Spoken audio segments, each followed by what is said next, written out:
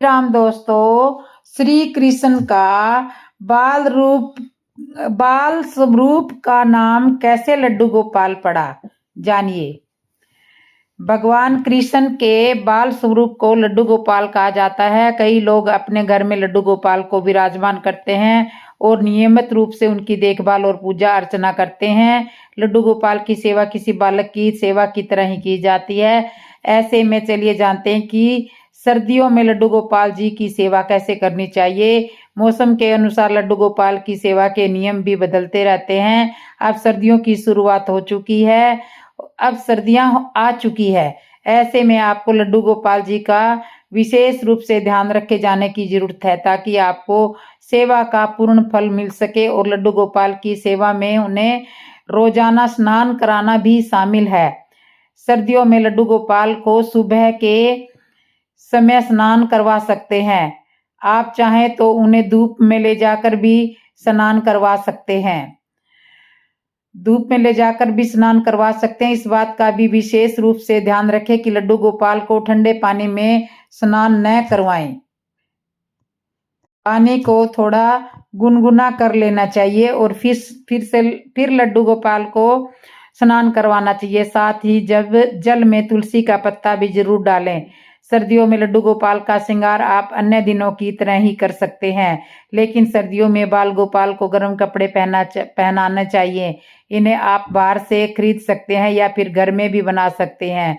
सर्दियों में आप लड्डू गोपाल को गर्म दूध में केसर और हल्दी डालकर तिल के लड्डू, गोंद के लड्डू या फिर गाजर का हलवा आदि का भोग भी लगा सकते हैं। इसी के साथ ही आप जो भी घर में सात्विक रूप से भोजन बनाते हैं, उनका भोग आप लड्डू गोपाल को लगा सकते हैं।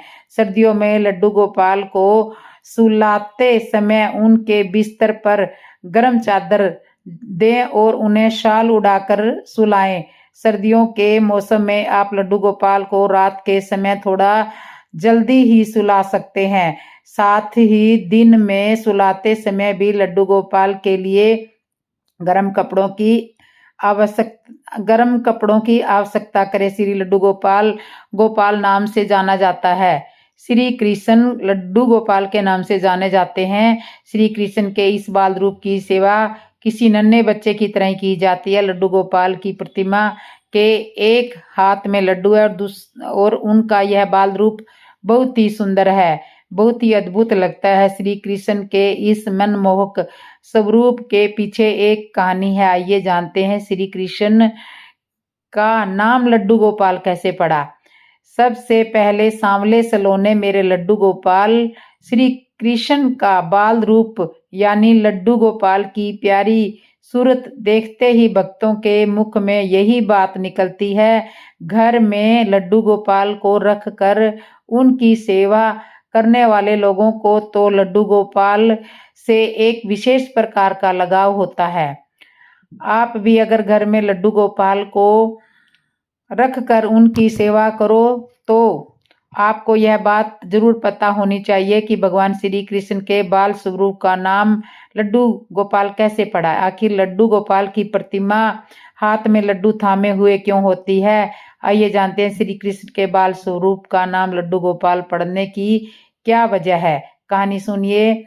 श्री कृष्ण के बाल स्वरूप लड्डू गोपाल से एक कहानी जुड़ी हुई है।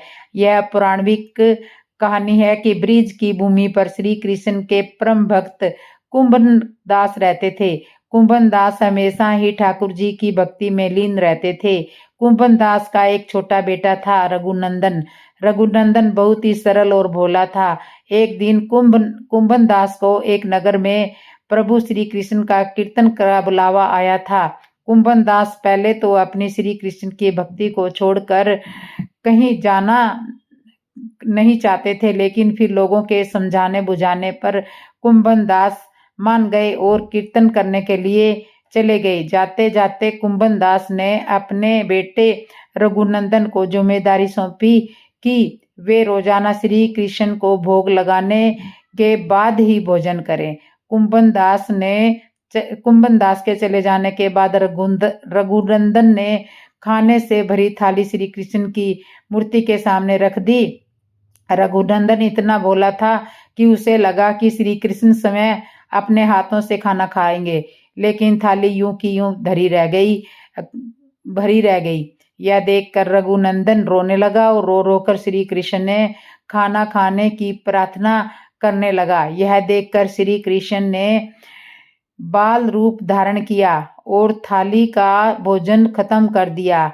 इसके बाद जब कुंभन दास घर वापस लौटा तो उन्होंने अपने बेटे से भोग लगाया हुआ प्रसाद मांगा, लेकिन कुंभन दास ने बड़े ही भोले से शब्दों में कहा कि ठाकुर जी ने सारा भोजन खा लिया। यह सुनकर कुंभन दास को लगा कि शायद उनके बेटे रघुनंदन ने सारा भोजन खा लिया है और अब झूठ बोलकर अपना बचाव चाह रहा है। इसी तरह कुंभन दास जब भी कीर्तन करने जाते अपने बेटे को श्री कृष्ण का भोग लगाने के लिए कहते थे। रोजाना भोग का प्रसाद नहीं बचता था और पूछने पर रघुनंदन वही बात दोहरा देता कि सारा भोजन श्री कृष्ण ने खा लिया है। इसके बाद एक दिन कुंभन दास ने लड्डू बनाकर भोग की थाली में रखे और रघुनंदन को भोग लगाने के लिए कहा। कुंभन दास छुप कर देखने लगे कि आखिर सच क्या है। उस दिन भी यही हुआ। रघुनंदन ने श्री कृष्ण को खाना खाने के लिए आमंत्रित किया। श्री कृष्ण ने बाल रूप बनाया और लड्डू खाने लगे। जब कुंभन दास ने स्वयं श्री कृष्ण को बाल रूप में देखा तो वे दर्शन के लिए दौड़ चले आए। उस समय कृष्ण के एक हाथ में लड्डू और दूसरे हाथ वाला लड्डू मुख में जाने ही वाला था कि वे एकदम जड़ हो गए। इस घटना के बाद से ही उनकी इसी रूप में पूजा की जाती है और श्री कृष्ण के इस बाल स्वरूप को लड्डू गोपाल कहा जाता है। तो इस तरह से इनका नाम लड्डू गोपाल पड़ा है। तो दोस्तों, आपको वीडियो अच्छी लगी हो तो कमेंट करना, शेयर करना और चैनल को सब्सक्राइब करना। जय श्री कृष्णा।